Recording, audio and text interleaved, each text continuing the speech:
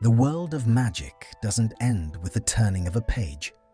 Love rises and falls anew, forbidden like poison or blazing like a phoenix's flame. The heroes we thought we knew uncover their hearts once more. So step into the enchantment of emotion and welcome to a world where love is written anew. You don't get to look at me like that, Draco said, his voice low and sharp. Not after you say their names. Hermione hadn't meant to speak them aloud. She'd meant to ease him into it, to explain the intelligence, the patterns, the quiet disappearances that had been haunting her case files for weeks. But the moment she'd seen him across the corridor outside courtroom 10, too pale, too composed, too much like someone pretending he wasn't still bracing for a blow, the words had torn free of her. Lucius and Narcissa Malfoy are targets. Now they hung between them, ugly and alive. Draco's grey eyes didn't blink. They fixed on her with an intensity that made Hermione's spine straighten instinctively, the way it always did when a situation tipped from controlled to dangerous. His hand tightened around the silver-headed cane he still used on bad days, though healers insisted he no longer needed it. "You're an aura," he said at last. "If this were official, I'd already be in an interrogation room." "If it were official," Hermione shot back, "you'd already be planning a funeral." That landed. She saw it in the tightening of his jaw, in the way his breath stalled for half a second before resuming. Draco Malfoy had learned, painfully, how to hide fear. But Hermione had spent years studying people who lied for survival. She recognized the fracture when it appeared. They stood in the Ministry's west corridor, magic humming faintly through the enchanted stone, clerks and officials flowing around them like water around rocks. No one paid them much attention. Former war enemies locked in a stare too quiet to draw notice. But Hermione felt the weight of it anyway, the sense that this moment was already bending the path of everything that would follow. "You shouldn't have come to me," Draco said finally. "Whatever you think you've uncovered." "I know what I've uncovered," Hermione interrupted. Her pulse was too fast. She hated that he could still do this to her, still draw sharpness out of her with nothing but proximity. 3 former Death Eater families attacked in the last 6 months. No mark, no witnesses, no public noise, just disappearances. The Ministry keeps calling it coincidence because it's politically convenient. "And my parents?" he asked too evenly. "Were added to the list yesterday." Silence stretched. The air felt thick, as though the corridor itself were listening. Draco leaned closer, close enough that Hermione could see the faint scar along his temple, newer than the war, acquired in some private reckoning she'd never asked about. His voice dropped. "Then why aren't they under protection?" "Because the Ministry didn't care enough. Because protecting the Malfoys would look like absolution. Because vengeance, when quiet and aimed at the right people, was easy to ignore." Hermione didn't say any of that. Instead, she said, "Because someone inside the Department of Magical Law Enforcement is stalling every request I file." Draco's eyes sharpened. "And you came to me because whoever is doing this knows how to avoid auras," she said. "But they don't know how to think like a Malfoy." The corner of his mouth twitched despite himself. Not a smile, never that, but something like reluctant recognition. "You're suggesting I help you hunt the person hunting my parents?" I'm suggesting, Hermione said carefully, that if we don't work together, one of us will end up making a mistake, and they'll die. There it was. The raw truth neither of them could dodge. Draco straightened, putting a careful inch of space between them, as though distance alone could restore balance. You realize, he said, that trusting me with Ministry intelligence is a career-ending decision. I realize, Hermione replied, that letting personal history interfere with protecting lives would make me a terrible aura. His gaze flicked to her badge, newly minted, still too polished, bearing her name in precise lettering. Hermione Granger. Aura. She had fought for that title, bled for it in ways that had nothing to do with curses. She would not let it be stripped of meaning now. You always did have a hero complex, Draco murmured. And you always did underestimate me, she shot back. Something sparked then, old, dangerous, uncomfortably familiar. Hermione felt it like a tightening in her chest, the echo of arguments in eighth-year corridors, of grudging cooperation that had burned hotter than hatred ever had. She had told herself she was past that whatever pull had existed between them had been a product of war, of proximity, of adrenaline. Standing here, she knew she'd been lying. "Meet me," Draco said abruptly. "Tonight, at the manor." Her breath caught. "That's not safe." "It's warded to hell and back," he said. "And if someone is coming for them, I need to see the threat for myself. I won't have my parents protected like evidence locked in a vault." Hermione hesitated. Every protocol she'd memorized screamed against this. But this case had already slipped beyond protocol. She nodded once. "Fine," she said, "but I'm not coming alone." Draco's gaze lingered on her for a second too long. "I didn't think you would." Malfoy Manor loomed against the night like a memory that refused to fade. Pale stone, sharp angles, wards humming so loudly Hermione could almost hear them. She felt them press against her magic as she crossed the boundary, testing, measuring, deciding whether to let her through. Draco waited at the gates, coat collar turned up, wand already in hand. The sight of him there, alone, tense, unmistakably afraid, sent a strange ache through her. "You came," he said unnecessarily. "So did you," she replied. Inside, Narcissa Malfoy greeted Hermione with cool politeness, Lucius with open suspicion. Hermione endured it all, laying out what she knew, what she suspected, what frightened her. She watched Draco as she spoke, watched the way his shoulders tightened at each detail, the way his eyes flicked to his parents as though memorizing them. Later, much later, they stood alone in the manor's east wing, maps spread across a long table, candles throwing restless shadows across the walls. "You didn't have to do this," Draco said quietly. "Yes," Hermione replied just as quietly. "I did." Their eyes met across the table, and for a moment the mission, the danger, the ministry, the dark wizard lurking just out of reach, fell away.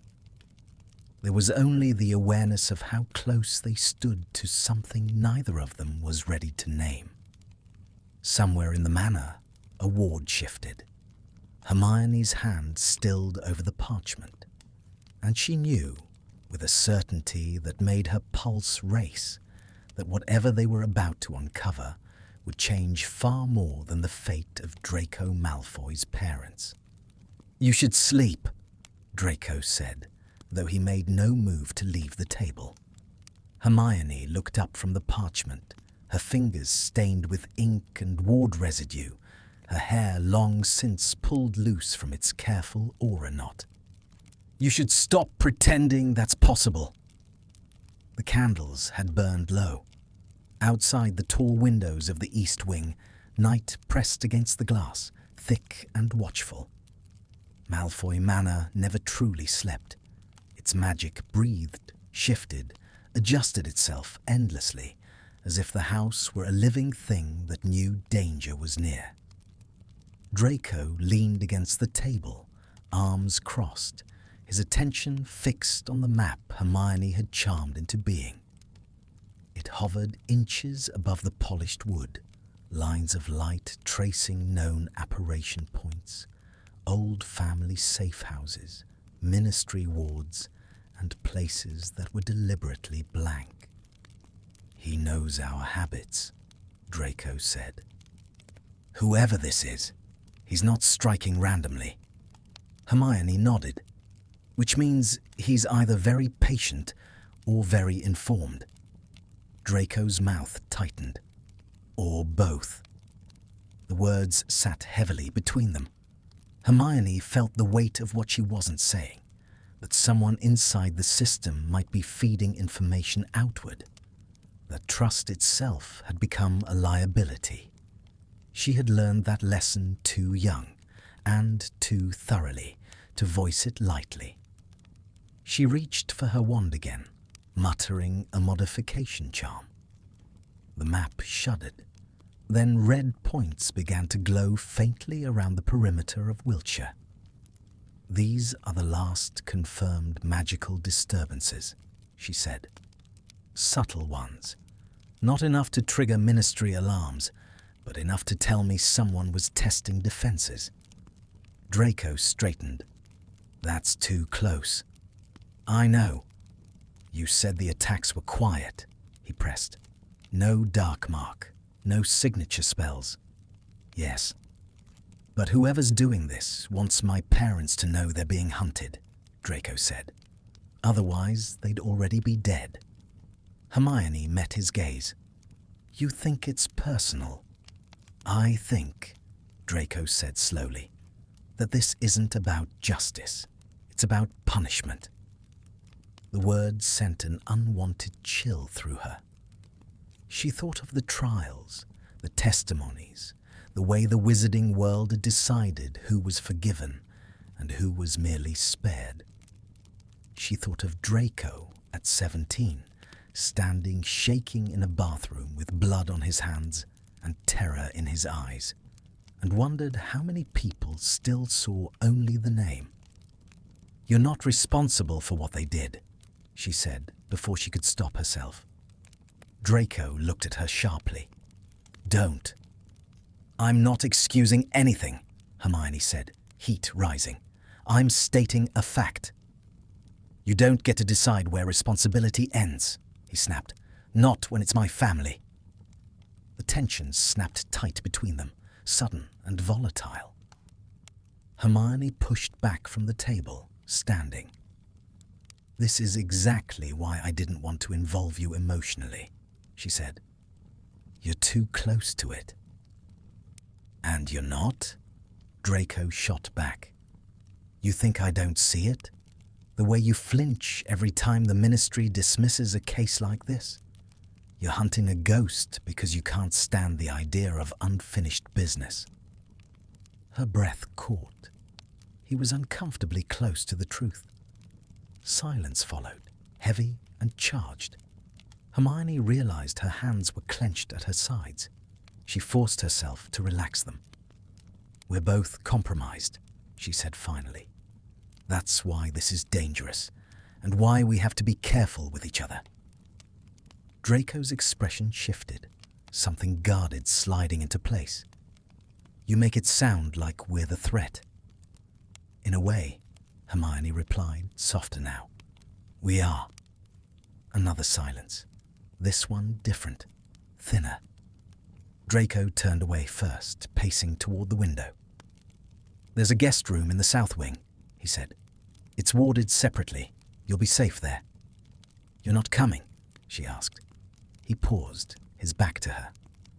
"If I sleep, I won't hear it if something goes wrong." Hermione hesitated, then crossed the room, stopping a careful distance behind him. You can't stay awake forever. I can stay awake long enough. The stubbornness in his voice was painfully familiar. She reached out before she could overthink it, her fingers brushing his sleeve. Just a touch, just enough to make him still. Draco inhaled sharply. He didn't turn, but he didn't pull away either. "This isn't just your burden," Hermione said quietly. "Not tonight." For a long moment, nothing happened. Then, slowly, he turned to face her. They were close now, too close for comfort, too far for safety. Hermione was acutely aware of the heat of him, of the tension coiled beneath his composure. "You always do this," he murmured. "Step in where you don't belong." "And you always let me," she replied. His eyes flicked to her mouth, just once, and the air seemed to thrum with it. Hermione's heart pounded, loud enough she was certain he could hear it. "This is a mistake," Draco said. "Yes," she agreed. Neither of them moved. Somewhere deep in the manor, a ward chimed softly, an alert, low and brief, like a held breath released. Draco pulled back at once, all instinct and control snapping into place. He reached for his wand. "That was the outer perimeter," he said. "Someone just tested it." Hermione's pulse spiked. "Then we're already late." Their eyes met, something unspoken passing between them, fear, resolve, and the dangerous certainty that whatever lay ahead would not allow them the luxury of distance. Draco straightened. "Get your coat, Aura." Hermione's mouth curved faintly despite herself. "Try to keep up, Malfoy." They moved together toward the door, not touching, not looking back, and neither of them acknowledged how much easier it already felt to face the dark with the other at their side. They reached the outer grounds too quickly, as if the manor itself were eager to push them forward rather than shelter them. The night air was sharp, cold enough to bite through Hermione's coat. She drew her wand as they crossed the final threshold of the inner wards, her senses stretching instinctively, searching for the wrongness that always preceded an attack. Magic hummed beneath her skin, restless and alert. Draco moved beside her without comment, his steps precise, his posture controlled. But Hermione could feel the tension rolling off him, raw and barely leashed. This wasn't theory for him. This wasn't a case file. Every shadow they passed carried the weight of a childhood memory, every rustle of leaves a potential ending. The alert had faded, but that didn't mean the threat had. Subtle intrusions rarely announced themselves twice. "East hedgerow," Draco murmured, eyes narrowing. The wards there were weakened during the war, repaired, but never rebuilt properly. Hermione nodded. "Then that's where I'd test first, too." They approached slowly, spells held at the ready. The manicured hedges loomed high on either side, their dark leaves whispering softly as the wind shifted. Hermione focused, murmuring a detection charm under her breath. Pale light flickered briefly at the tip of her wand, then dimmed. "Nothing," she said. "But that doesn't mean—" A sharp crack cut through the night. Draco shoved her sideways an instant before a curse struck the stone path where she'd been standing. Hermione hit the ground hard, breath knocking from her lungs.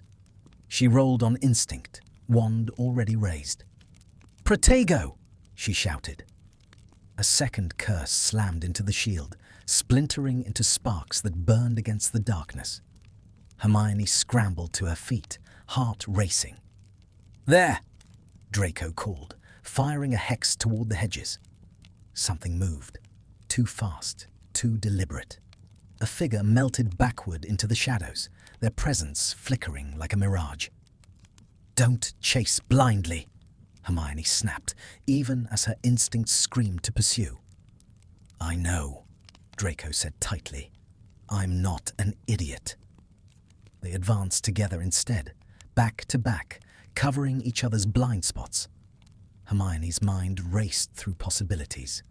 Whoever this was knew the wards, knew the timing, and knew when to retreat.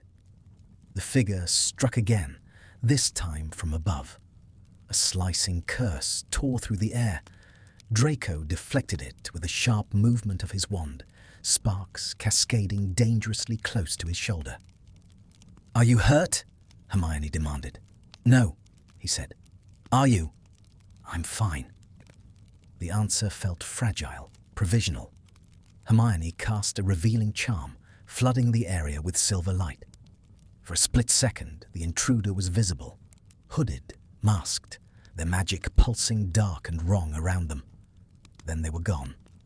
Silence crashed down, sudden and absolute. Hermione lowered her wand slowly, every muscle taut. They were testing more than the wards, she said. They were testing us. Draco exhaled sharply, running a hand through his hair.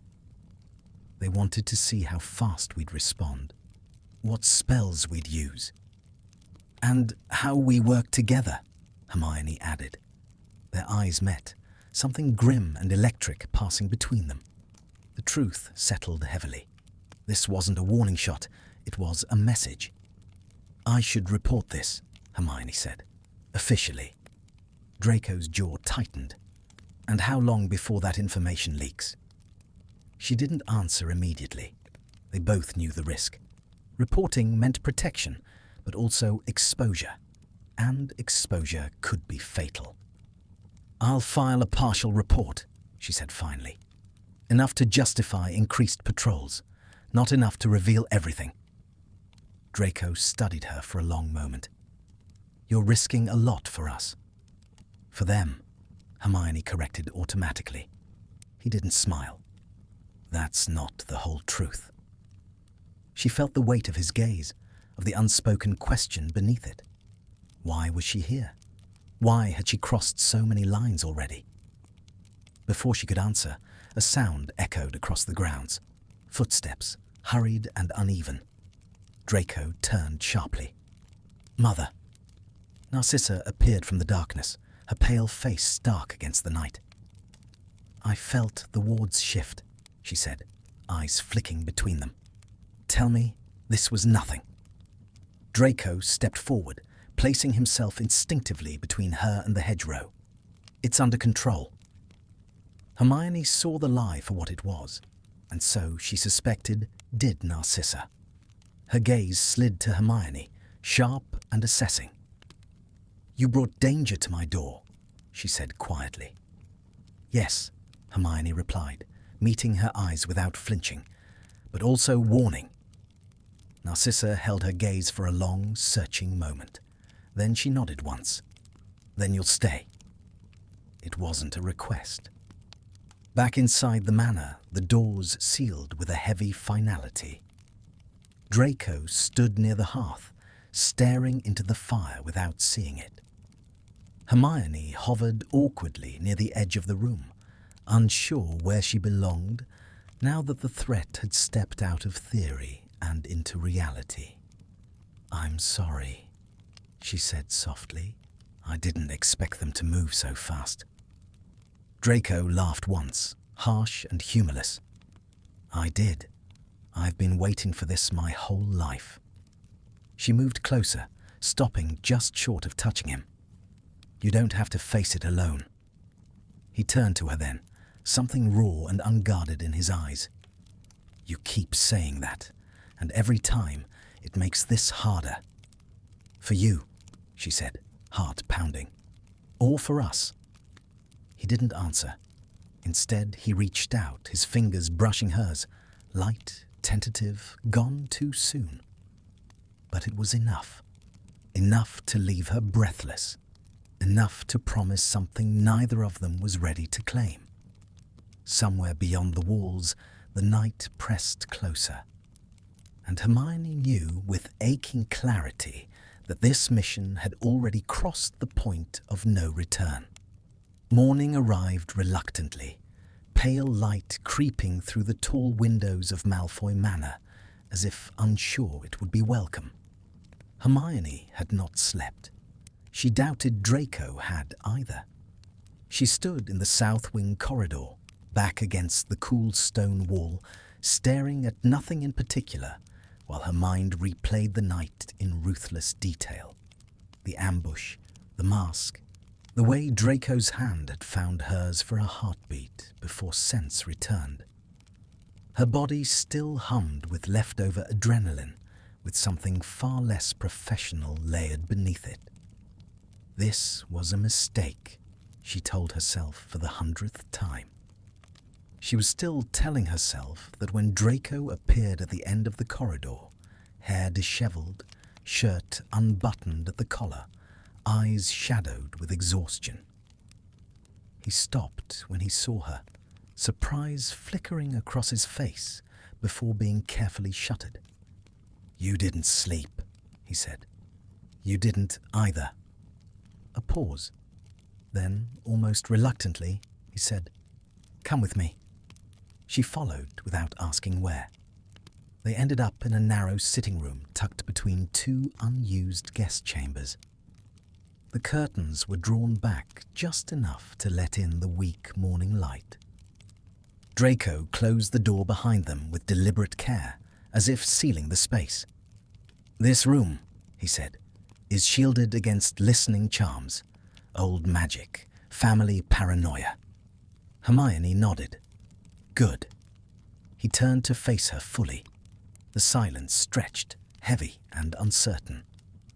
Whatever had been held at bay by urgency the night before now pressed forward insistently. "You shouldn't be here," Draco said at last. "Not like this. Not risking your badge, your career."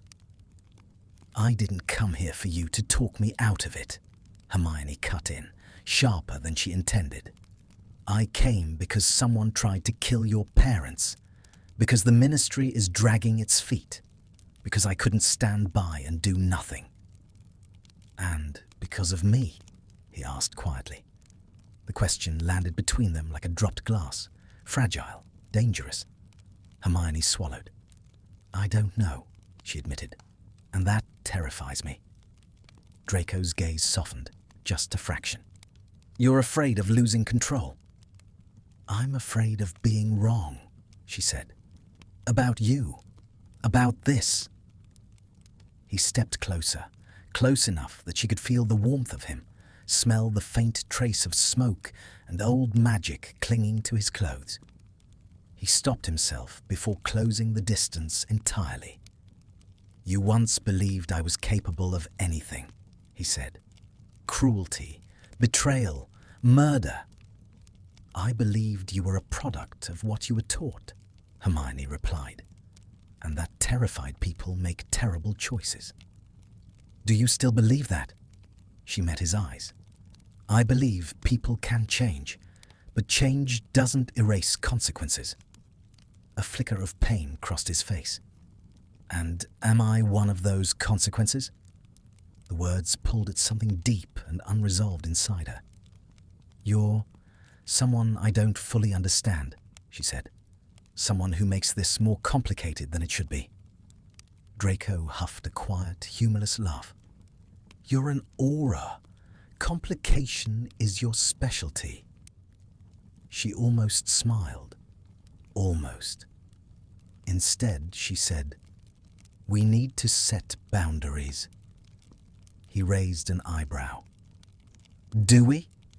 "Yes," she insisted. "Because if we don't, this will bleed into everything. The mission, the investigation, us." Draco studied her intently. "And what boundaries would those be?" Hermione took a steadying breath. "We focus on the mission. We don't act on impulses. We don't let personal feelings compromise judgment." "Personal feelings," he repeated softly. "That's what you're calling it. It's accurate. Is it sufficient?" She hesitated. That hesitation cost her. Draco stepped closer, closing the last inch of space between them. He didn't touch her. He didn't need to. "You're lying to yourself," he said quietly. "And you're doing it because admitting the truth would force you to choose." Her heart hammered. "And what truth is that?" "That you don't just care because it's your job," he said. "You care because it's me." The air felt too thin. Hermione forced herself to hold his gaze. "Even if that's true," she said, "acting on it now would be reckless." His jaw tightened. "I never accused you of being reckless." "No," she said. "You accused me of being afraid." "And are you?" "Yes," she said honestly. "Of hurting you, of hurting myself, of this becoming something neither of us can undo." Something shifted then, subtle but unmistakable. Draco stepped back, creating space where there had been none. The loss of warmth was immediate, jarring. "Then we agree," he said, voice carefully neutral. "Boundaries." Relief and disappointment tangled painfully in her chest. They didn't speak again until later that afternoon, when Hermione received word from the ministry. She read the message twice, her stomach sinking. "They've reassigned my supervisor," she said, lowering the parchment. "To someone I've never worked with, someone who's known for discretion." Draco's expression darkened. "Meaning, someone who'll bury this." "Or someone who's already compromised," Hermione said. The pieces clicked together too neatly to be coincidence. "They know," Draco said quietly. "Or at least suspect." Hermione nodded. "Which means we can't rely on official channels anymore." Draco met her gaze, something resolute settling into place. "Then we do this ourselves." The words carried weight. Choice, consequence. Hermione hesitated only a moment before nodding. "Then we do it properly." As they turned back to the maps, to the plans and the growing danger, Hermione felt the boundary they'd drawn strain almost immediately. Because working side by side like this, sharing secrets, risks and silences, was already blurring lines neither of them could afford to pretend didn't exist. And the more the threat closed in, the harder it became to tell where the mission ended and where they began.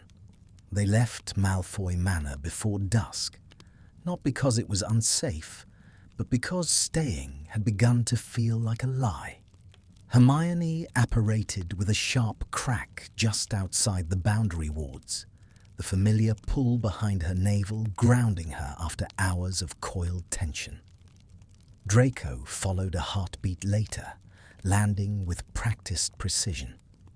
He straightened, scanned the narrow Wiltshire lane, then nodded once. Clear. They didn't touch. They didn't comment on how naturally they moved together now, how their awareness overlapped without effort. That, too, was something they were not naming.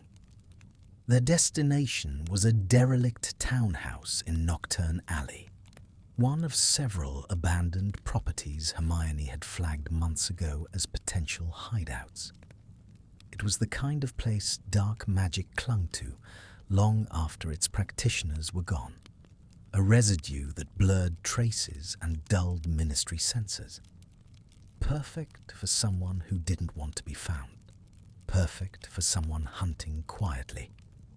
The door creaked open under Alohomora, the sound loud in the oppressive stillness. Hermione stepped inside first, wand raised, senses flaring. The air smelled of dust and old potions, sharp and metallic.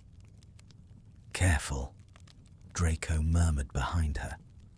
"This place was used during the war." "I know," she said.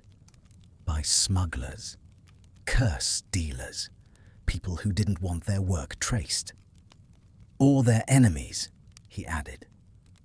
They moved deeper into the building, floorboards groaning underfoot. Hermione cast a low-light charm, illuminating peeling wallpaper and shattered furniture. Every instinct screamed that this place had been abandoned too neatly. "There," Draco said quietly, pointing. A sigil had been carved into the wall near the back stairwell. Hermione crouched to examine it, heart sinking. "It's not a mark," she said. "It's older, pre-Voldemort." Draco knelt beside her, their shoulders brushing briefly before both stilled. Neither commented on the contact. "Blood magic," he said grimly. "Selective. Targeted." Hermione nodded. "Which means this isn't random vengeance. It's ritualistic. And personal," Draco finished. The implications settled heavily. Someone wasn't just hunting former Death Eaters. They were choosing them. A noise echoed from above. Soft. Deliberate. Hermione's wand snapped up. "Someone's here." They moved in unison, ascending the stairs slowly. Hermione's pulse pounded, not just from fear, but from the acute awareness of Draco at her back, close enough that she could feel his breath, steady despite the danger. The second floor was darker, the light charms struggling against something thick in the air. Hermione felt it then, a pressure against her magic, like fingers probing for weaknesses. "Mind ward," she whispered. Draco's jaw tightened. "He's good." They reached the landing just as a figure stepped out of the shadows, not masked, not hooded. Hermione froze. The wizard was older, grey threaded through dark hair, his expression calm to the point of indifference. His eyes flicked to Draco, lingering there with something like satisfaction. "Malfoy," he said pleasantly. "You look tired." Draco went rigid. "Do I know you?" The man smiled. "You wouldn't, but I knew your father." Hermione stepped forward slightly, angling herself between them. "Identify yourself," she demanded. The wizard's gaze slid to her, assessing. "An aura," he said. "How inconvenient." His wand was already in his hand. Hermione didn't remember deciding to attack, only the rush of magic as she fired first. The duel was brutal and fast. The man moved with unsettling precision, his spells slicing through the air with lethal intent. Hermione blocked, countered, her training taking over. Draco joined without hesitation, his magic sharp and controlled. They fought back to back, spells weaving seamlessly. Hermione deflected a curse aimed at Draco's shoulder. Draco shielded her from a blast that shattered the wall beside her. Dust and debris filled the air. "You can't protect them forever," the wizard called over the chaos. "This is justice delayed." "You don't get to decide that," Hermione shouted. "Don't I?" he replied. "The Ministry certainly won't." The words hit too close to the truth. With a sharp gesture, the wizard hurled a spell that tore through the floorboards, forcing Hermione to leap back. Draco lunged forward, disarming him with a precise flick of his wand. For a split second, victory seemed possible. Then the wizard laughed and vanished. Silence crashed down, broken only by Hermione's ragged breathing. "He escaped," she said, fury and fear tangling in her chest. Draco stared at the spot where the man had stood, his face pale. "No," he said slowly. "He wanted us to see him." Hermione swallowed. "He knows who you are, who your parents are, and now he knows we're working together." Draco turned to her, something raw and exposed in his eyes. "This isn't just about them anymore." "No," Hermione agreed quietly. "It's about us." The weight of that settled between them, heavy and undeniable. This wasn't a line they could step back over. Not after this. Not after blood magic and near misses and the way they'd trusted each other without question. They left the townhouse in silence, the shadows of Nocturne Alley stretching long behind them. Only once they reached the main street did Draco speak. "He called it justice," he said. "What he's doing." Hermione looked at him, at the anger and fear warring behind his composure. "Justice without mercy is just cruelty wearing a different name."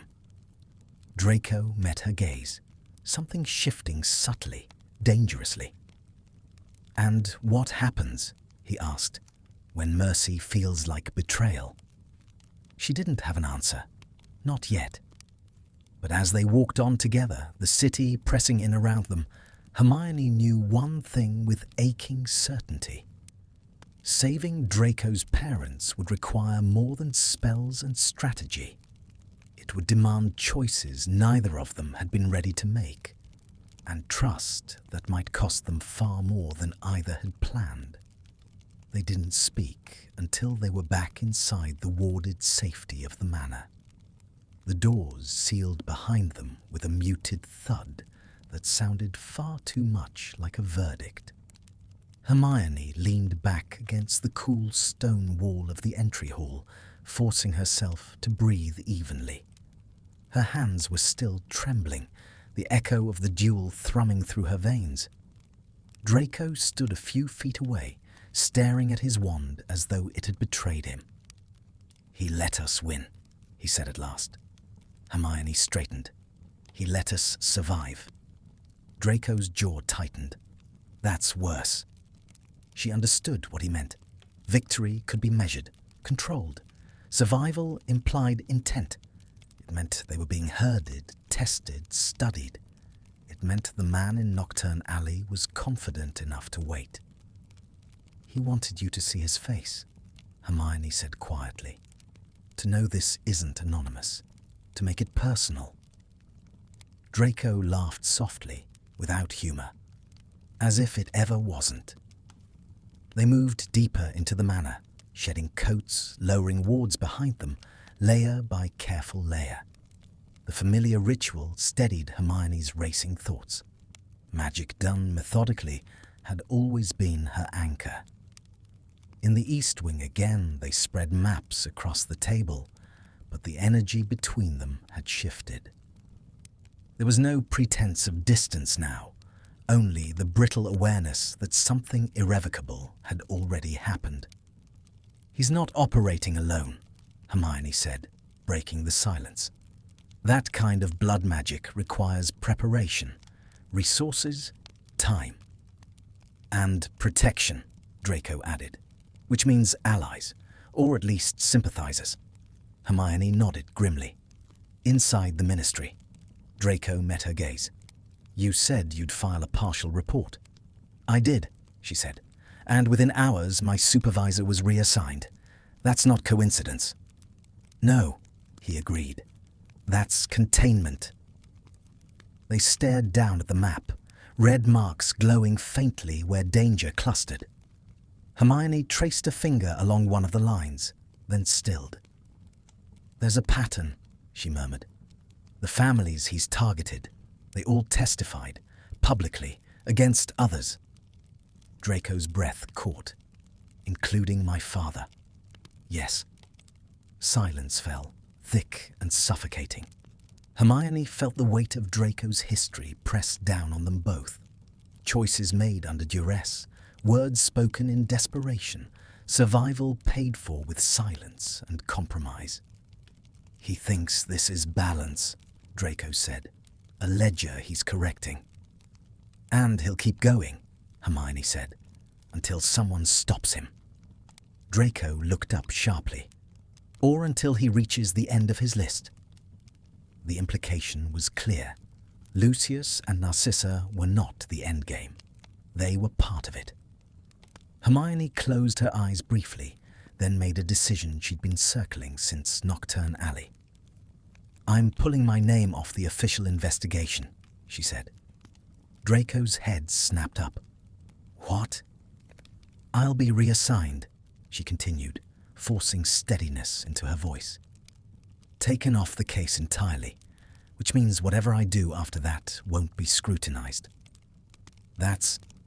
He broke off, running a hand through his hair. That's career suicide. It's damage control, she countered, for everyone involved. For me, he said sharply. You're doing this for me. Yes, she said, meeting his eyes. And for them.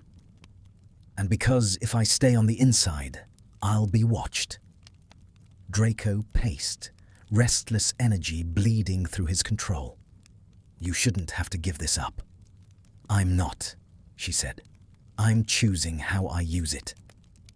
He stopped in front of her, too close again, the air between them charged and fragile. You don't get it, he said quietly. Every time you choose me, you make this harder. Then stop being worth choosing, she shot back, before she could soften it. His breath hitched. That's not fair.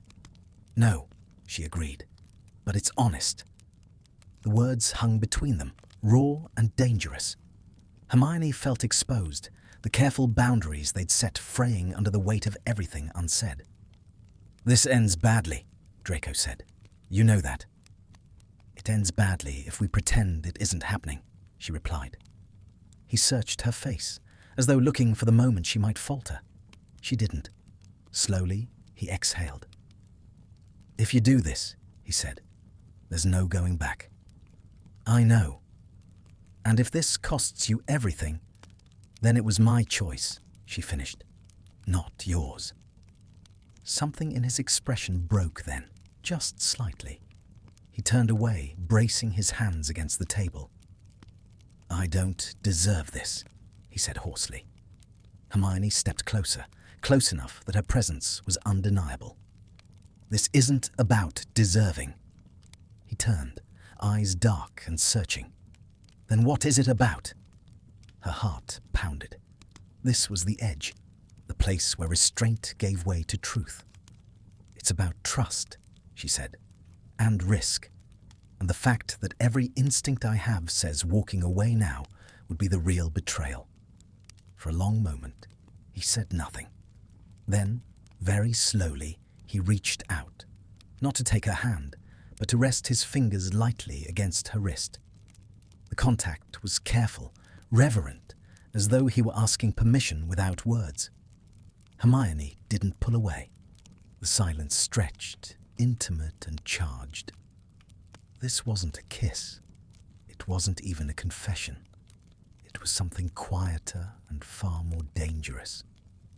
A choice made without witnesses. Draco withdrew his hand first, but the warmth lingered. Then we finish this, he said. Properly. Yes, Hermione replied. Together. Outside, the wards shimmered faintly, adjusting once more to the threat pressing ever closer. And neither of them acknowledged how much they had already lost, or how much more they were willing to risk, simply by standing where they were, refusing to let go. Hermione's reassignment came through the next morning. The parchment arrived without ceremony, slid beneath the manor doors by a ministry courier who did not look Draco in the eye. Hermione read it once, then again, her expression carefully neutral. Only the tightness in her jaw betrayed anything at all. Temporary transfer, Draco said, reading over her shoulder. Administrative review. It's a polite exile, Hermione replied. They're removing me from anything sensitive. And watching what you do next, he added. Yes. She folded the parchment neatly and set it aside, as though it were nothing more than a misplaced receipt. Draco watched her with an intensity that made her acutely aware of every movement, every breath. There was something unsettling about how easily she accepted it, how ready she had been. You planned this, he said quietly. I anticipated it, she corrected. There's a difference. He didn't look convinced. You sacrificed your position without even hesitating. Hermione met his gaze. I hesitated, just not out loud. The silence that followed was heavier than most. Draco turned away, crossing to the window, staring out at the grounds as though answers might be etched into the frost-touched grass. "You shouldn't have to dismantle your life because of my family," he said. "I'm not dismantling it," she said calmly. "I'm redirecting it." He let out a breath that was almost a laugh. "You make it sound so simple." "It isn't," she replied, "but it's necessary." That word again, necessary. It had haunted her for years. During the war, during the trials, during the quiet rebuilding that followed. She had learned early that doing what was necessary rarely felt clean. Draco turned back to her. "Then we need to be smarter. If the ministry's compromised, we can't move openly." "I've been thinking the same," Hermione said. "The wizard we faced, he wanted us to know him, which means he expects us to react." "And reaction is predictable," Draco said. "Exactly." She spread a fresh set of parchments across the table, older maps this time, annotated in her precise hand.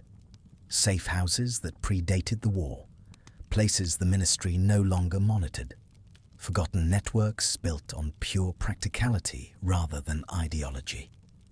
Draco leaned in, scanning the notes. Their shoulders brushed again, neither of them flinching now. The awareness had settled into something constant, humming beneath every interaction. These were used by both sides, he noted. Smugglers, informants, and families who needed to disappear, Hermione said, including some who never took a mark. Draco's finger stilled on a name. "This one," he said slowly. "My mother mentioned it once. An estate in Cornwall." Hermione nodded. "It's been magically dormant for decades. No active wards, no ministry trace." "Which makes it dangerous," Draco said. "And useful," Hermione countered. They locked eyes, the unspoken agreement passing between them. "We move my parents there," Draco said, quietly. "And we don't tell anyone," Hermione finished. "Not even those we trust." His mouth curved faintly. "You mean Potter?" She grimaced. "Especially Potter." They worked through the afternoon, planning routes, contingencies, decoys. Hermione noted how seamlessly Draco slipped into strategy, calculating, sharp, ruthlessly efficient. This was not the boy she'd once known, driven by fear and expectation. This was someone who had survived and learned. And that realization unsettled her more than she expected. As dusk settled, Narcissa joined them, her presence cool and composed. She listened without interruption as they explained the plan, her gaze flicking between them with quiet acuity. "You're risking much for us," she said to Hermione. "Yes," Hermione replied simply. Narcissa studied her for a long moment. "And for my son." Hermione didn't answer immediately. She felt Draco's attention sharpen, the air tightening. "I don't separate those things," she said at last. Something like understanding passed through Narcissa's eyes. She inclined her head. "Then we will trust you." The weight of that trust pressed heavily on Hermione's shoulders. That night, Hermione stood alone on the manor's terrace, the cold biting through her sleeves. She welcomed it. The sting kept her grounded. Draco joined her quietly, offering a glass of fire whiskey without comment. She accepted it, their fingers brushing briefly. Neither pulled away. "You're thinking too loudly," he said. She huffed softly. "I do that." "You're worried you're leading them into another trap," he continued. "Yes."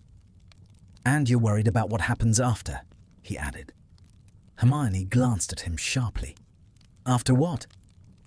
"After this is over," he said. if it ever is. The question she'd been avoiding settled squarely between them. She stared out at the darkened grounds, searching for an answer she wasn't sure existed. "I don't know," she admitted. "I know who I am when I'm fighting something. I'm less certain about who I am when it's quiet." Draco watched her carefully. "You're still you." "That's what frightens me," she said softly. He didn't respond immediately. When he did, his voice was low. "You don't have to decide anything now."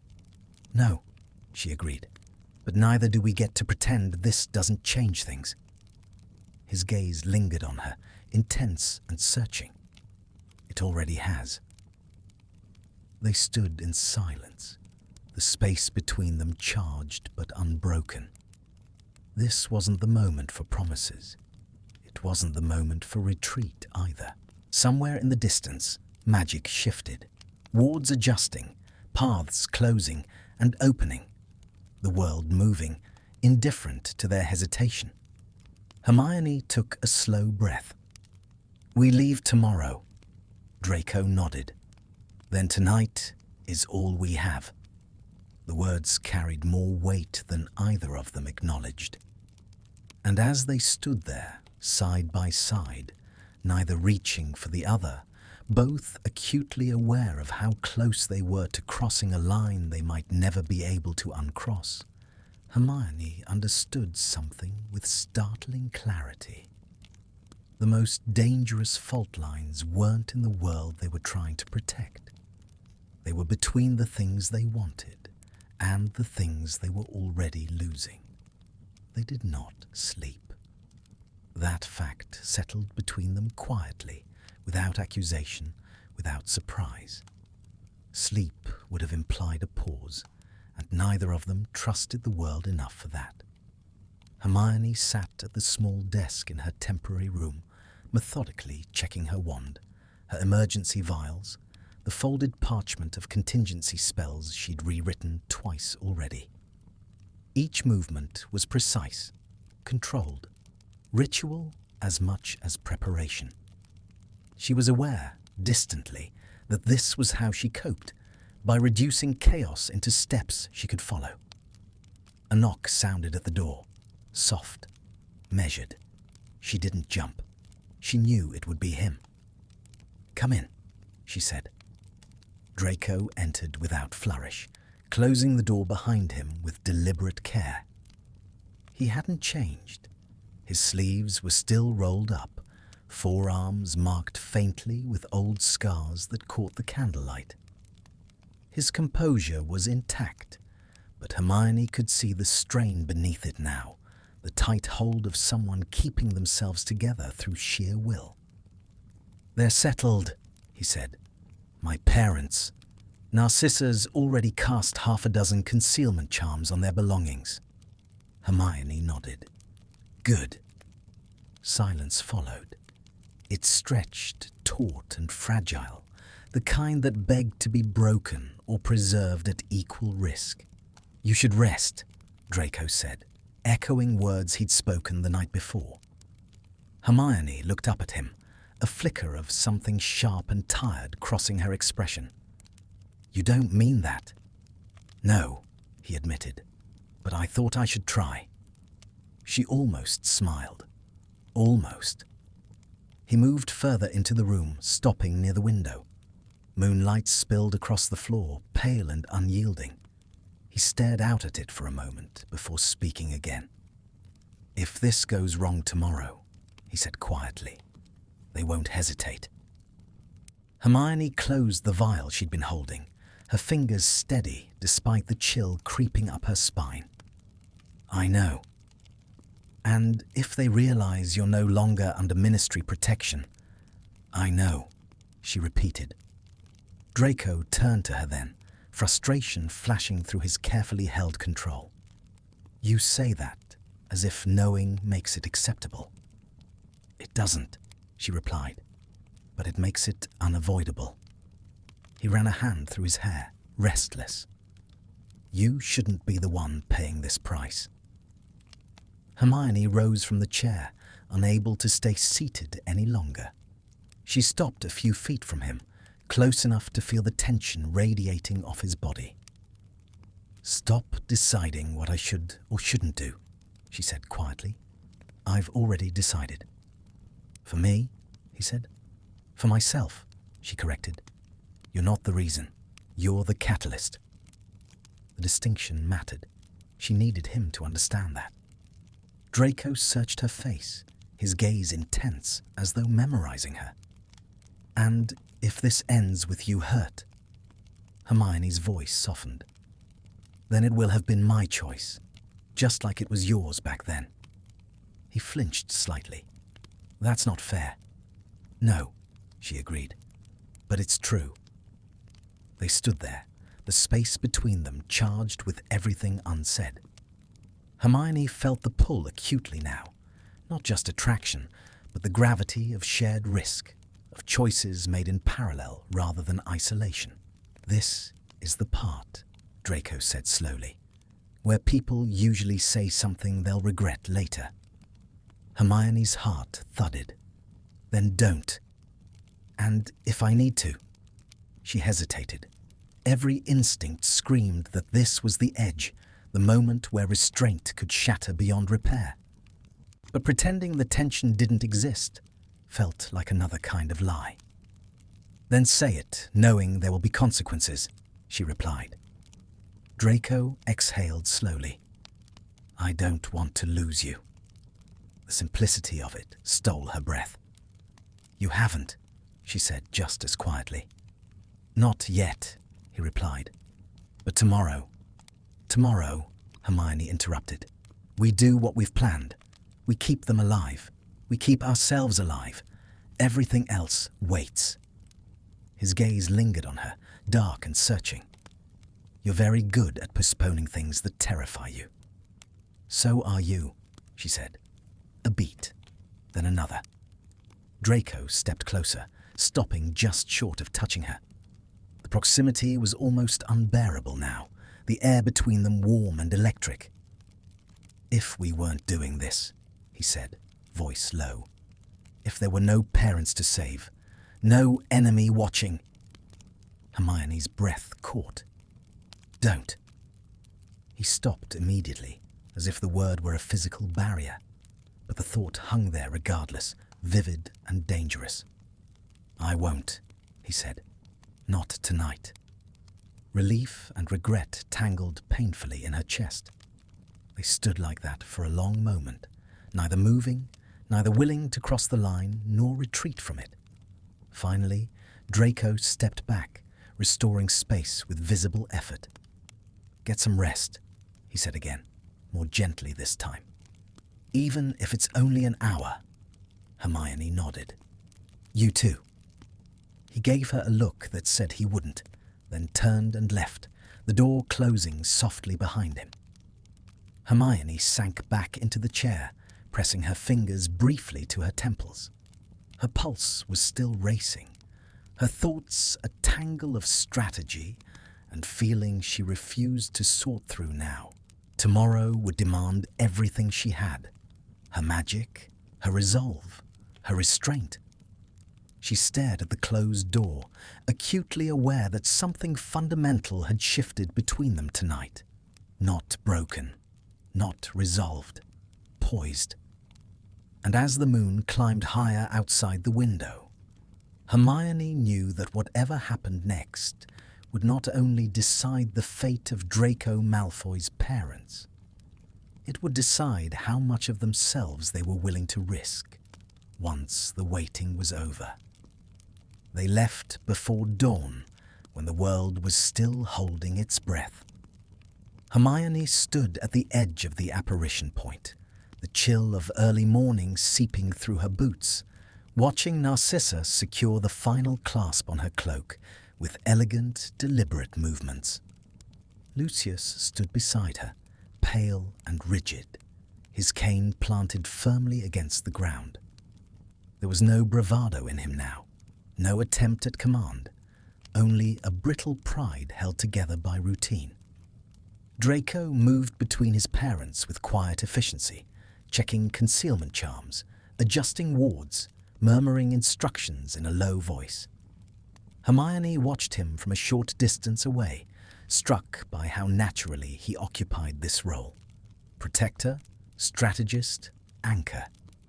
This was not the Draco Malfoy she'd argued with in school corridors. This was someone forged by consequence. "All routes are clear," Hermione said, stepping closer. "No disturbances on the ministry nets. No foreign magic signatures." Lucius inclined his head slightly. "Then we proceed." The apparition itself was violent, the familiar wrench behind Hermione's navel sharper than usual as she guided all four of them through layered concealments. They landed hard on damp earth, the scent of salt and stone filling the air. Cornwall greeted them with mist and silence. The estate lay ahead, barely visible through the low fog, an old manor half swallowed by ivy and time, its magic so quiet it was almost invisible. Hermione felt it only faintly, like a pulse buried deep beneath layers of neglect. "This place is forgotten," Narcissa murmured. "I always wondered if that would make it safer or more dangerous." Hermione didn't answer immediately. "Both," she said at last. They moved quickly, Draco and Hermione flanking his parents as they crossed the grounds. Hermione's senses were stretched taut, her magic brushing outward in controlled sweeps. Nothing answered. No alarms. No watching presence. Inside, the manor was cold but intact, preserved by old spells that hadn't been touched in decades. Hermione moved room to room, reinforcing wards, weaving layers of concealment that fed on neglect rather than visibility. It was delicate work, the kind she loved, precise, demanding, unforgiving of distraction. Draco watched her from the doorway as she finished the final seal. "You always look like that when you're concentrating," he said quietly. "Like what?" "Like the rest of the world has gone very far away." She glanced up at him. "That's usually because it has." A flicker of something, fondness perhaps, crossed his face before he masked it. They regrouped in the central sitting room. Hermione outlined the next steps: staggered communication, decoy traces, emergency exits. Narcissa listened closely, her questions sharp and practical. Lucius said little, his gaze fixed on Draco with an intensity that made Hermione's chest tighten. "You should leave now," Narcissa said, once everything was set. "Before your absence is noticed." Hermione nodded. "We will." Draco hesitated. "I'll stay a little longer." Hermione shot him a look. "That's not the plan." "I know," he said quietly, "but I need to make sure they settle. Properly." Lucius spoke then, his voice low. "Go with her." Draco turned sharply. "Father, you've done enough," Lucius continued. "More than I had any right to ask." The words hung heavy. Draco swallowed, then nodded once. They left minutes later, the manor swallowing the Malfoys whole as the wards sealed behind them. Hermione and Draco apparated back to Wiltshire in silence, landing in the grey light of early morning. Only once they were moving again did Hermione speak. "You can't keep splitting from the plan." He didn't look at her. "You can't keep pretending this is just another operation." She stopped walking. "What does that mean?" Draco turned to face her, frustration burning through his restraint. "It means you treat every risk like a calculation, and sometimes it isn't." Her pulse quickened. "If I don't calculate, people die." "And if you never stop calculating," he shot back, "you'll convince yourself that you are expendable." The accusation landed hard. "That's not true," she said automatically. "Isn't it?" he pressed. You gave up your position without blinking. You put yourself between curses without hesitation. You never once asked what would happen to you after." Hermione opened her mouth to respond, then closed it again. The truth pressed uncomfortably close. "I don't have the luxury of thinking about after," she said finally. Draco stepped closer, his voice dropping. "You do. You're just afraid to claim it." The words struck deeper than she expected. She felt suddenly exposed, her carefully built composure cracking at the edges. "This isn't about me," she said sharply. "It is to me," he replied. The admission hung between them, stark and undeniable. Before Hermione could respond, her wand vibrated sharply in her hand. An alert spell. Her blood ran cold.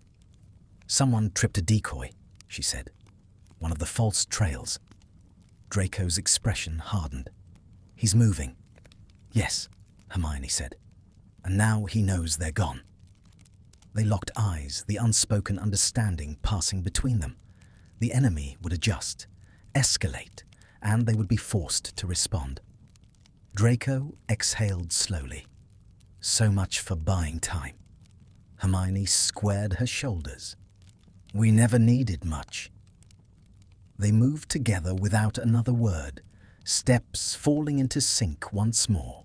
The argument remained unresolved. The tension coiled tightly between them. But beneath it all was something else now, something fierce and frighteningly clear. This was no longer just about saving Draco's parents. It was about how far they were willing to go, and whether, in the process, they would finally admit that some risks were not meant to be faced alone. They didn't go back to the manor. Hermione made the decision without consulting Draco, apparating them instead to a narrow stretch of moorland several miles north, where the wind cut sharp and the land lay bare enough to reveal anything that moved. She landed hard, boots sinking into damp earth, already pulling out her wand to cast a privacy veil. Draco steadied himself beside her, eyes scanning the horizon. "Why here?" "Because if he's tracking our magic," Hermione said, voice tight, "he'll expect us to return to a place of safety. This isn't one." Draco gave a short, grim nod. "You're drawing him out?" "Yes. And if he takes the bait? Then we control the terms." They worked quickly, erecting layered protections, anti-apparition wards woven thin enough to feel like absence, illusion charms that bent light without announcing themselves, and a network of detection spells keyed to Hermione's magic alone. It was delicate, exhausting work, the kind that demanded complete focus. Draco watched her, saying nothing, his presence steady at her back. When she faltered briefly, sweat beading at her temple, he caught her elbow without comment, grounding her until the spell settled. "You're pushing too hard," he said quietly. "We don't have time," she replied. "That doesn't make you invincible."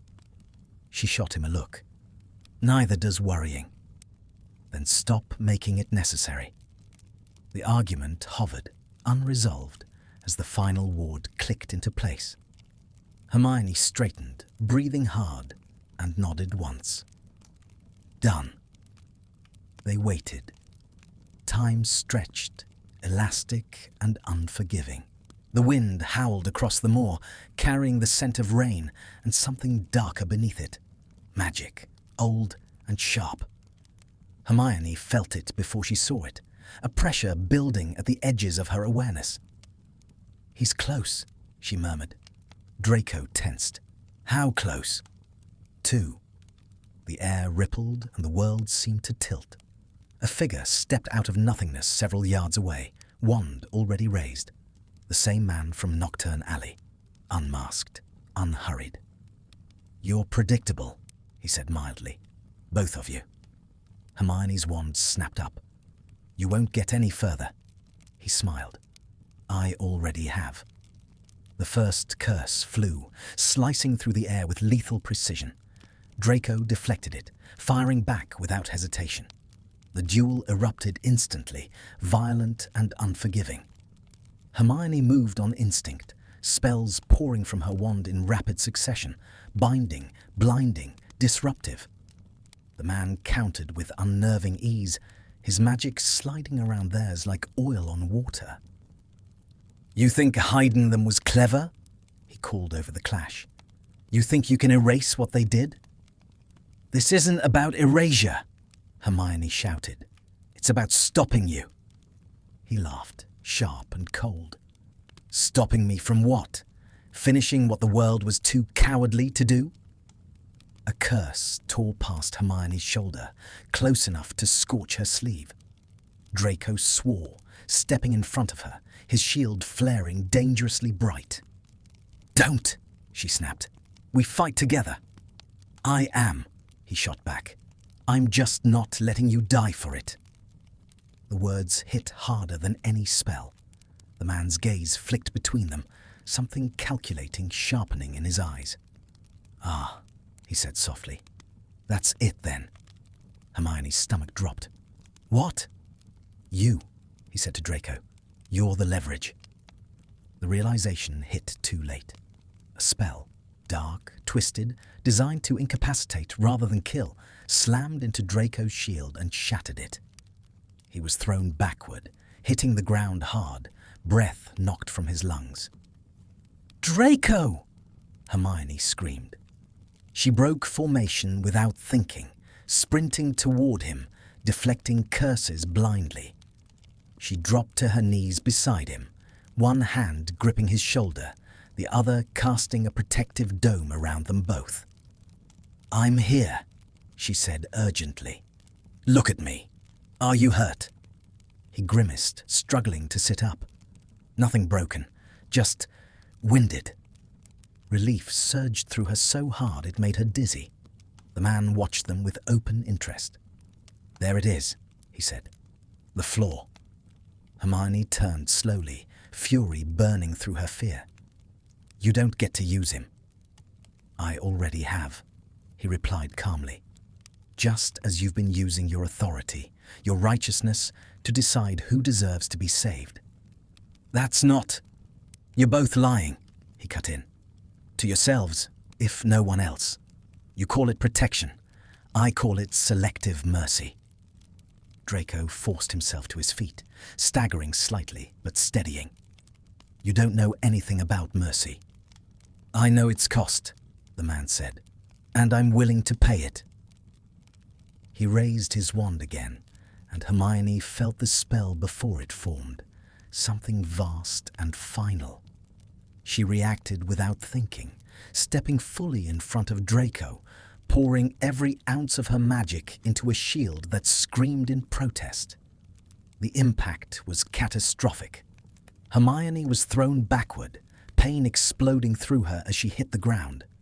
The world blurred, sound narrowing to a dull roar. She tasted blood. "Hermione!"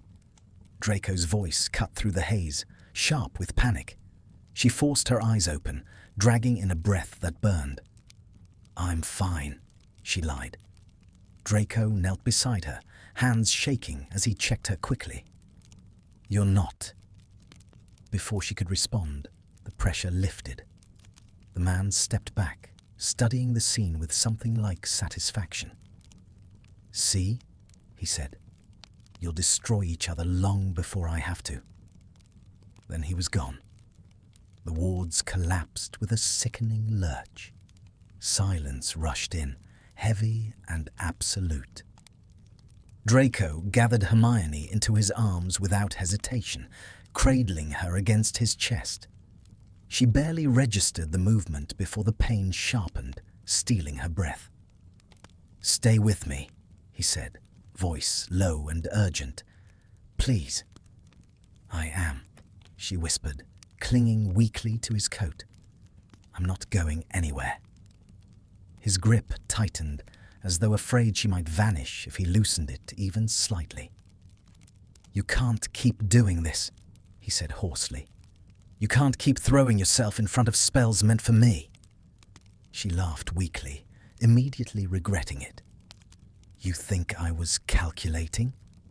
No, he said fiercely. I think you were choosing. The truth of that settled heavily between them. Hermione shifted, wincing, but refusing to pull away. He's right about one thing, she said softly. This is a flaw. Draco rested his forehead against hers, breath uneven. Then it's mine too. They stayed like that for a long moment, the wind howling around them, the danger temporarily withdrawn, but far from gone. Hermione knew this was the turning point, the place where the mission and the feelings collided beyond separation. And as Draco held her, no longer pretending distance could protect either of them, she understood with painful clarity. The trap wasn't just tightening around Draco's parents. It was closing around them both, and the only way out would demand a choice neither of them could postpone any longer. They did not apparate immediately. Hermione insisted she could stand, could move, could think clearly enough to leave the moor without collapsing into Draco's arms again. Draco did not believe her, but he let her try. Hovering close, one hand never far from her elbow, his attention fixed on every sharp intake of breath she failed to hide. By the time they reached the tree line, her steps had slowed, her magic dulled to a faint hum beneath her skin. That's enough, Draco said, no room for argument left in his voice. Sit. She opened her mouth to protest, then stopped. The truth pressed in, undeniable. She was exhausted, hurt, and far more shaken than she wanted to admit. She sank onto a fallen log, pressing her palm to her ribs. Draco knelt in front of her at once, fingers already glowing faintly as he cast a diagnostic charm. 2 cracked ribs, he said grimly. Internal bruising. Nothing immediately fatal, but painful, Hermione finished. I know. He looked up at her sharply. This isn't a catalogue you recite and then ignore. She met his gaze, too tired to deflect. I didn't ignore it. You always ignore it, he shot back. You push until your body forces you to stop. And you think you're any different, she retorted weakly. His jaw tightened. I don't pretend I'm expendable. The word hung between them, heavy and sharp. Hermione looked away first, her throat tightening. I don't pretend that either. Then why do you act like it? Draco demanded quietly. Silence stretched, fragile and raw. Hermione closed her eyes briefly, then opened them again, meeting his gaze with something like resignation. Because if I don't, she said, someone else will pay instead. Draco's expression shifted, anger giving way to something far more dangerous, understanding. You think it's your responsibility, he said slowly, to absorb the cost. She swallowed. Someone has to. No, he said, someone chooses to, and you've been choosing it alone for far too long. The words struck deeper than any curse. Hermione felt something inside her crack, not break, but fracture enough to let truth seep through. I don't know how to do this differently, she admitted, not without risking everything. Draco rose to his feet, then offered her his hand. She took it without hesitation, letting him pull her up slowly, carefully. You don't have to know how, he said. You just have to stop doing it by yourself. They apparated back to the manor in silence. Draco guided her through the wards with uncharacteristic gentleness, one arm steadying her when the world tilted unpleasantly. Inside, he all but ignored his parents' concerned looks, steering Hermione straight toward the east wing. You need rest, Narcissa said coolly, though her gaze lingered on Hermione's pallor. She'll get it, Draco replied, under warded supervision. Hermione barely registered being settled onto the edge of the bed, Draco pressing a potion vial into her hand and waiting until she'd swallowed it. The warmth spread through her slowly, easing the worst of the pain without dulling her mind. She looked up at him then, really looked, at the tight lines around his mouth, the fear he hadn't quite managed to hide. "You were scared," she said softly. He didn't deny it. "I thought I was about to lose you." The admission stole her breath more than the cracked ribs ever had. "You didn't," she said. "Not because of anything I did," he replied. "Because you're stubborn enough to survive your own recklessness." She huffed a weak laugh. "That's not very comforting." He sat down on the edge of the bed, close but not touching. "It's honest." They sat like that for a moment, the space between them charged and fragile. The unspoken loomed now, too large to ignore any longer. "He was right about one thing," Hermione said quietly. "The Dark Wizard, about leverage." Draco stiffened. "Don't." "We can't pretend he didn't see it," she pressed. "He knows how to hurt us." Draco's voice dropped. "He knows how to hurt you." She shook her head. "Us." The correction mattered. "If he goes after my parents again," Draco said, "and uses you to force my hand." "I won't be used," Hermione said firmly. "That's not something you get to decide alone," he shot back. She held his gaze. "Then neither do you." The tension snapped tight, sharp and undeniable. "You stepped in front of that spell," Draco said, voice rough. "You didn't even hesitate." "No," she admitted. "I didn't." "Why?" he demanded. The answer rose unbidden, terrifying in its clarity. "Because losing you felt impossible," she said softly. The silence that followed was absolute. Draco stared at her, something raw and unguarded breaking through his composure. "You can't say things like that," he said hoarsely. "I didn't plan to," she replied. "It just happened." He stood abruptly, pacing once before stopping, his back to her. "Do you have any idea what that does to me?" She hesitated, then said quietly, "Tell me." He turned, eyes dark and burning. "It makes me want things I can't afford. It makes me forget every reason I've had to keep my distance." Her heart pounded. "Then why are you still keeping it?" Because if he didn't, something irrevocable would happen. They both knew it. Draco exhaled slowly, forcing control back into place. "Because if this ends badly," he said, "I won't survive being the reason." Hermione reached out, her fingers brushing his wrist. "You're not." The touch was light, tentative, but it shattered what little restraint remained. Draco stilled, then covered her hand with his own, holding it there, as though afraid to move. "This changes things," he said quietly. "Yes," she agreed. "It already has." They did not kiss. They did not confess love or promise futures neither of them could see clearly yet. What they did was far more dangerous. They acknowledged the truth. Draco squeezed her hand once, then let go, standing.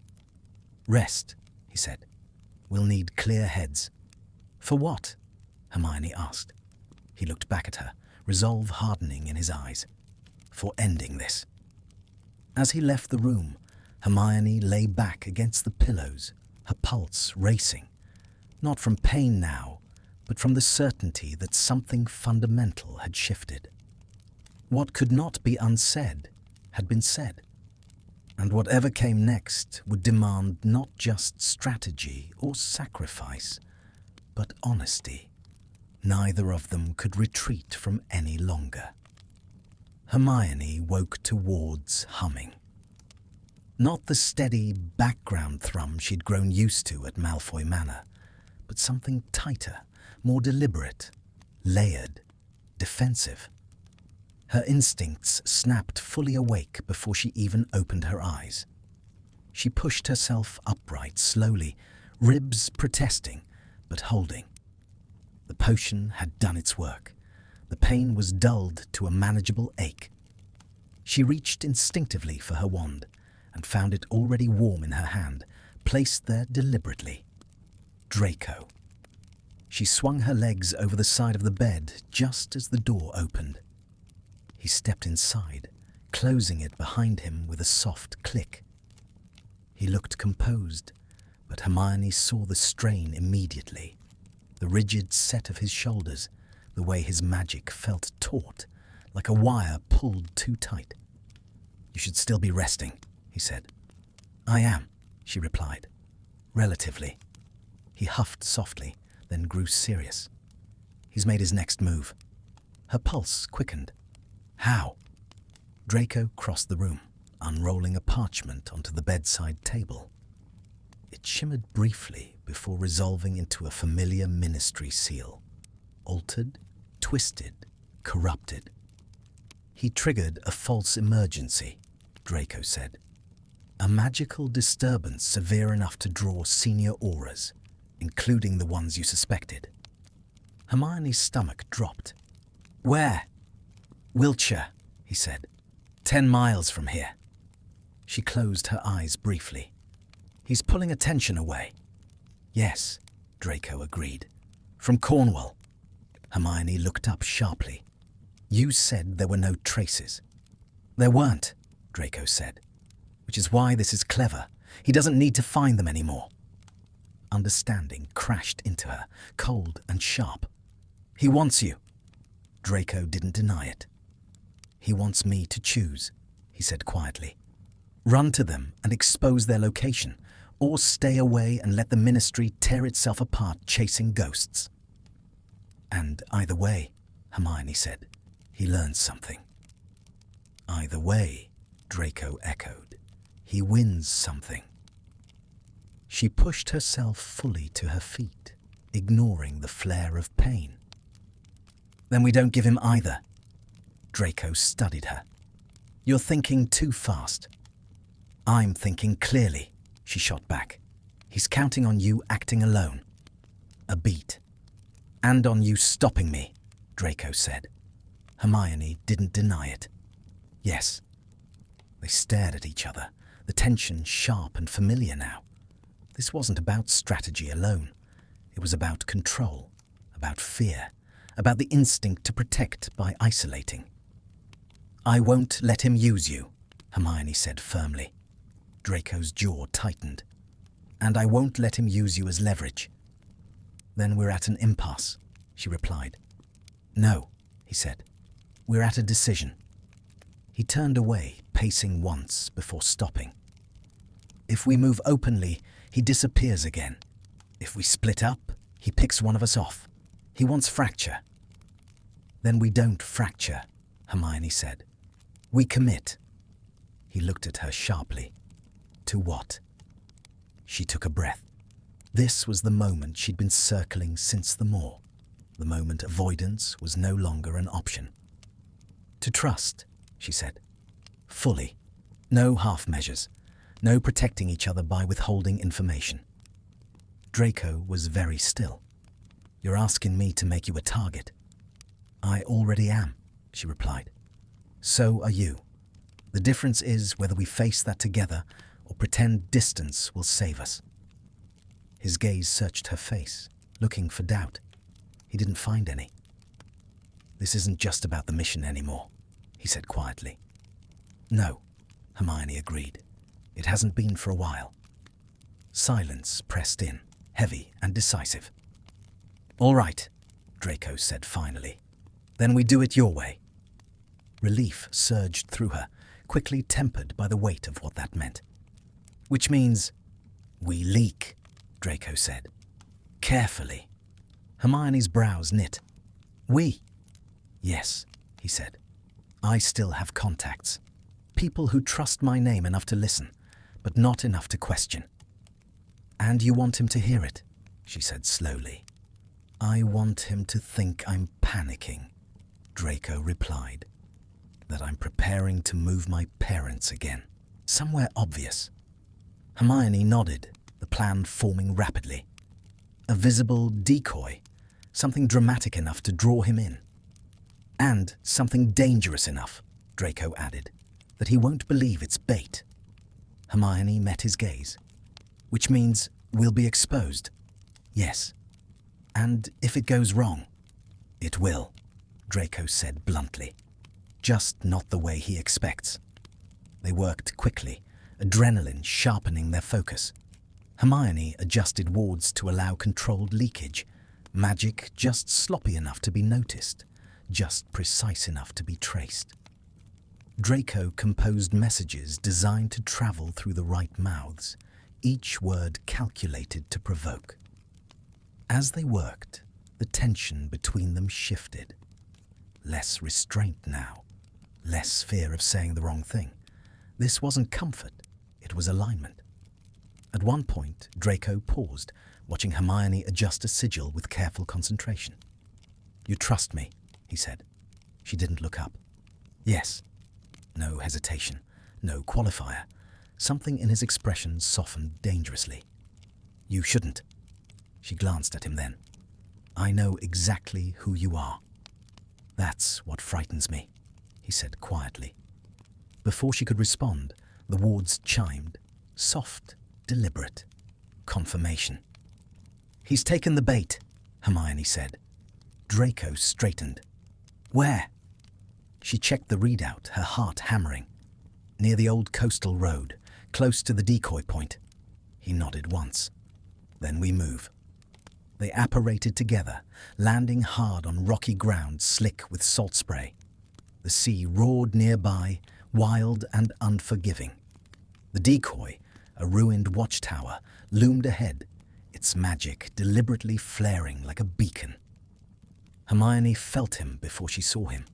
The dark wizard, waiting patiently in the open, wand loose at his side. "Malfoy," he said pleasantly. "You came alone." Draco stepped forward, his posture loose, controlled. That was the idea. Hermione remained hidden, heart pounding, every muscle coiled. "You chose them," the man continued. "Predictable." Draco smiled thinly. "You really don't understand choice." The man's gaze sharpened. "No?" "No," Draco said, "because you think it's about fear." Hermione stepped out then, wand raised, magic blazing. "And it's not," she said. "It's about refusal." The man's expression flickered. Surprise, then calculation. "Ah," he murmured. "So that's how it is." "Yes," Draco said, voice steady. "It is." The wind howled around them, magic crackling, the trap finally irrevocably set. And Hermione knew with absolute certainty that whatever happened next would bind her and Draco together, not because of danger or duty or fear of loss, but because they had chosen, openly and without retreat, to stand in the same place when it mattered most. The first spell split the air like a scream. Hermione barely had time to reinforce her shield before the dark wizard attacked in earnest, his magic no longer testing or teasing, but unleashed with brutal clarity. The ground beneath them shuddered as a curse struck stone, sending fragments skittering across the cliffside. Draco moved instantly, positioning himself at Hermione's side without looking back.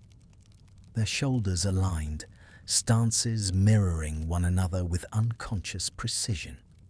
"You're outnumbered," the wizard said calmly, circling them, "but not outmatched. That's what makes this interesting." "You're not here to be entertained," Hermione snapped, firing a binding spell that the man dissolved mid-air with lazy efficiency. "On the contrary," he replied, "this is the culmination." The wind tore at Hermione's hair, salt stinging her eyes as she cast again. Disruptive magic this time, layered and complex. The wizard faltered for half a second, surprise flashing across his face. "There," Draco said under his breath. "He's compensating." Hermione saw it too now. His power was immense, but not endless. Blood magic demanded a price, and he had been paying it for months. "You've been burning yourself out," Hermione called. "All this vengeance. Do you even know who you are without it?" The wizard laughed, harsh and raw. "I know exactly who I am. I'm the one who finishes what cowards abandon." Draco's voice cut through the storm. "You're the one hiding behind dead ideals." That struck deeper. The wizard's composure cracked, his next spell wild, unfocused. Hermione seized the opening, casting a containment charm that slammed into him like invisible chains. For a heartbeat, it worked. Then the ground exploded. The wizard roared, tearing free with sheer force, his magic lashing outward in a shockwave that sent Hermione sprawling. She hit the ground hard, vision blurring as pain flared anew through her ribs. "Hermione!" Draco shouted. He was at her side in an instant, shield flaring as another curse struck. Hermione forced herself upright, gritting her teeth. "I'm fine," she gasped. "Focus." The wizard watched them, chest heaving now, control slipping. "This," he said, voice ragged, "is why you fail. You protect instead of finishing." Hermione met his gaze, fury burning bright. "No, we protect and finish."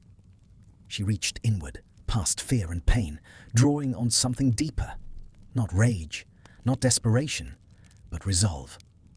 She cast again, weaving containment and disruption together in a complex lattice that hummed with precision. Draco joined her seamlessly, his magic locking into place with hers, reinforcing, stabilizing. Their spells intertwined, not overpowering, but unyielding. The wizard screamed as the lattice snapped shut, pinning him in place. He thrashed, magic flaring uselessly against the construct. "It's over," Hermione said, voice shaking but steady. He laughed weakly. "You think this is justice?" "No," Draco said quietly. "This is consequence." The lattice tightened, and the wizard collapsed unconscious, his wand skittering across the stone. Silence rushed in, broken only by the roar of the sea. Hermione's legs gave out. Draco caught her before she hit the ground, pulling her against him, his arms solid and real. "It's done," he said softly, as much to himself as to her. She nodded weakly, pressing her forehead against his shoulder. "We did it." They stayed like that for a long moment, the adrenaline ebbing, leaving exhaustion and something far more vulnerable in its wake. "You scared me," Draco said quietly. She let out a shaky breath. "You scare me too." He pulled back just enough to look at her, his eyes searching. "This doesn't end when we hand him over." "No," she agreed, "but this part does." Footsteps echoed behind them, auras arriving at last, drawn by the very decoy that had lured the wizard in. Hermione straightened slowly, forcing professionalism back into place as the team secured the prisoner. Draco watched it all with a strange detachment, as though the world had shifted slightly off its axis. As the wizard was taken away, he looked back at them one last time, something like resignation in his eyes. "You chose each other," he said hoarsely. "That's your weakness." Hermione met his gaze without flinching. "No, it's our strength." The wizard said nothing more. When it was over, truly over, the auras dispersed, the adrenaline fading into a heavy quiet. The cliffside felt suddenly too large, too exposed. Draco turned to Hermione, the weight of everything pressing in. "There's still the ministry," he said. "Questions, consequences." "I know," she replied, "but for once I'm not afraid of them." He studied her, something open and unguarded in his expression. "And us?" She took a breath. This was it. No enemies left to distract them, no imminent danger to hide behind. "We don't go back to pretending," she said softly. "Not after this." Draco's throat bobbed as he swallowed. "I don't know what this looks like." "Neither do I," she admitted, "but I know what it costs to deny it." He reached for her then, not hesitantly this time, but with quiet certainty, his hand warm against her back. "We survived," he said. "Yes," Hermione replied, "and now we have to live with what that means." They stood together on the edge of the cliff, the sea roaring below, the future uncertain, but finally undeniably shared. The mission was complete. But the choice they had made, each other, was only just beginning to demand its due. The ministry fallout arrived exactly 3 days later. Hermione had expected it to be swift, procedural, and quietly brutal. What she hadn't expected was how tired she would feel by the time it finally happened, as though the real battle had ended on the cliffside and everything after was an echo. She stood in the atrium outside the DMLE hearing chamber, fingers laced together to keep them from shaking. The pain in her ribs had faded to a dull reminder, but the tension in her chest was sharper than ever. Through the tall glass doors, she could hear raised voices, arguments about jurisdiction, authority, precedent, about control. Draco stood beside her, impeccably dressed, face carefully composed. To anyone watching, he looked like a man accustomed to scrutiny. Only Hermione noticed how his shoulders tensed every time her name was spoken. "This is where they try to make an example of you," he said quietly. "Of us," she corrected. He glanced at her. "You don't have to take responsibility for my part." "Yes," she said simply. "I do." The doors opened. They were called inside together. The hearing was as cold as Hermione had anticipated. Questions sharp and relentless. Why had she gone off-book? Why had she collaborated with a civilian? Why had she concealed information? Hermione answered each one calmly, clearly, without apology. Because lives were at risk. Because the ministry had failed to act. Because doing nothing would have been worse. When they turned to Draco, the tone shifted. Less accusation, more discomfort.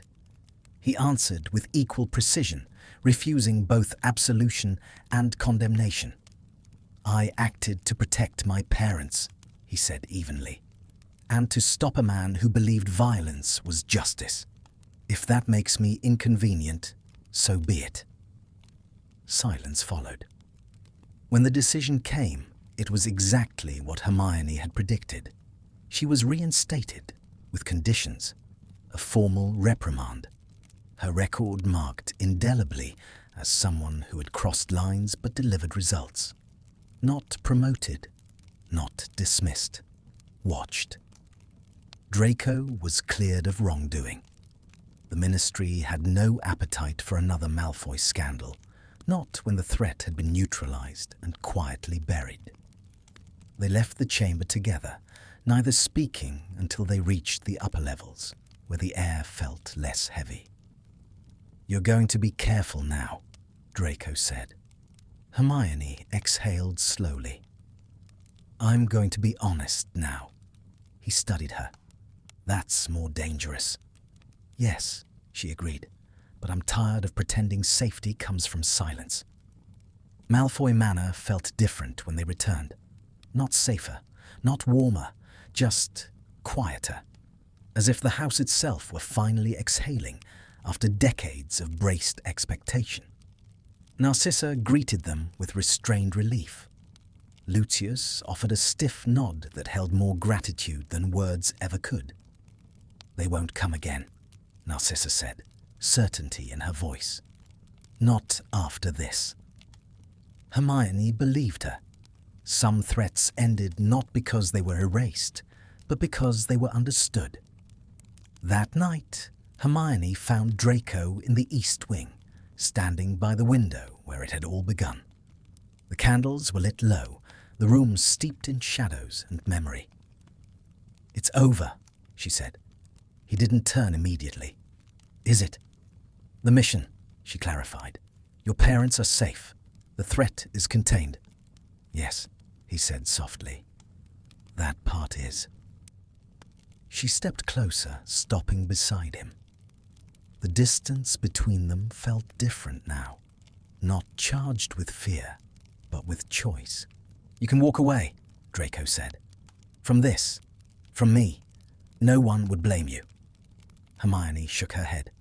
"I already made that choice." He turned then, really looked at her. No defenses, no performance. "And if staying means uncertainty?" he asked. "Scrutiny, complication." She met his gaze steadily. "Then it means I'm alive to it." A long silence followed. Not strained, not fragile, honest. "I won't promise you easy," Draco said. "I don't want easy," she replied. "I want real." Something in his expression shifted, something long held finally allowed to rest. He reached for her, not urgently, not desperately, but with quiet intention. Hermione went to him without hesitation. When they kissed, it was not explosive. It was grounding, a confirmation rather than a question, the kind of closeness earned through shared danger and unflinching truth. They broke apart slowly, foreheads resting together. "This doesn't fix everything," Draco murmured. "No," Hermione agreed, "but it gives us somewhere to start." Outside, the wards shimmered softly, no longer straining under threat, simply existing as they were meant to. Protection, not prison. Later, much later, Hermione stood alone on the terrace, watching the moon trace its path across the sky. Draco joined her, handing her a cup of tea without comment. "You know," she said, "for a mission that was supposed to be about saving your parents, it changed more than I expected." He smiled faintly. "The dangerous ones usually do." They stood together, not touching, not distant either, comfortable in the shared space they had carved out through choice rather than circumstance. The world would not suddenly become kind. The past would not vanish. There would be consequences still unfolding, eyes still watching. But Hermione felt something settle inside her, a sense of alignment she hadn't realized she'd been missing. Love, she understood now, was not comfort. It was standing beside someone when walking away would be easier. And when she looked at Draco Malfoy, no longer a name, a history, or a threat, but a man who had chosen to stand with her, she knew this was not an ending meant to close doors. It was the kind that left them open for whatever came next.